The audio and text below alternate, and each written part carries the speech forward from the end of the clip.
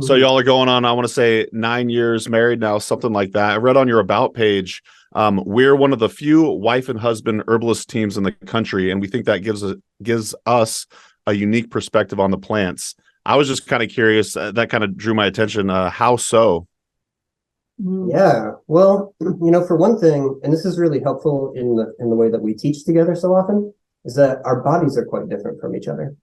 And yeah, so, if you can tell from the video, for just to start with, we're very different sizes. I'm 6 feet tall, and Rin is not 6 feet tall. Sure. I'm somewhere between 5'2" and 5'4", but it depends on the day. I don't really know. And there's about 100 pounds between us too. So we're very noticeably very different, but also energetically, we are drastically different. I am cold and damp. He is every definition of dry, like literally in the dictionary. Next to dry, there's a picture of the Sahara Desert and a picture of Rin. Yeah. Is his humor dry as well? Yes. Some of the time it can be. Yeah. So, that's really helpful in that we both can take the same herb and have really different responses to it. And so we feel it in our own bodies, and we often end up talking about it to each other. But also that's really helpful as a teaching example. Like over and over again, we can say, all right, when I drink Uva Ursi tea, I feel like I'm turning into a mummy, like before your eyes. And she'll just, I'll have like 2 sips and I'll be like, yeah, I'm done for the day. And, she'll drink a quart of it.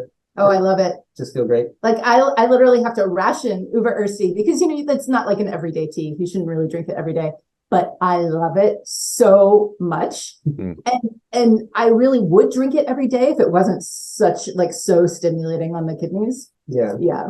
Sure. Yeah. So that, and then also just kind of different life experiences. You spent a lot more time in Russia, Germany than I ever will, I think. I lived overseas a lot, but also, I farmed for years, and I have lived a lot more in nature than Rin was able to do in his early years, making up for it now. But yeah.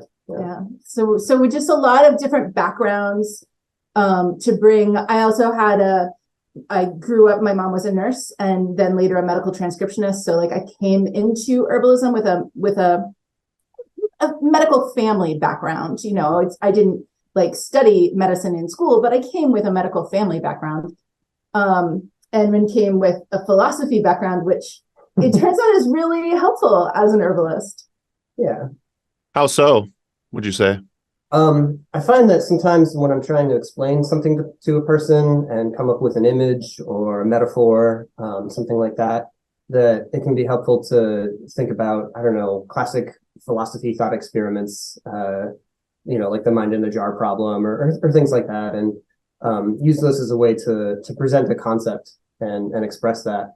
Also in pedagogy, in how do we structure the information we want to give to people. Yeah. You've done a lot, prior to your herbalism career, you've had more direct teaching experience. I got a little bit of that sort of just before I became an herbalist. And that was in the context of teaching martial arts. And then I met Katja and started to learn herbalism, and she taught me all trained up, and then we began teaching classes. But yeah, when you want to put together information for people in a way that they're going to be able to receive and understand and have a plan of ideas to unfold so that each thing builds on the last and all of this, that I feel like philosophy training has been really helpful there. Yeah, just listening to your podcast, you guys have a really great back and forth banter, and I know that's why a lot of your fans really like it. And yeah, you guys fill in each other's gaps where you may lack the knowledge of the other person. So that's really neat.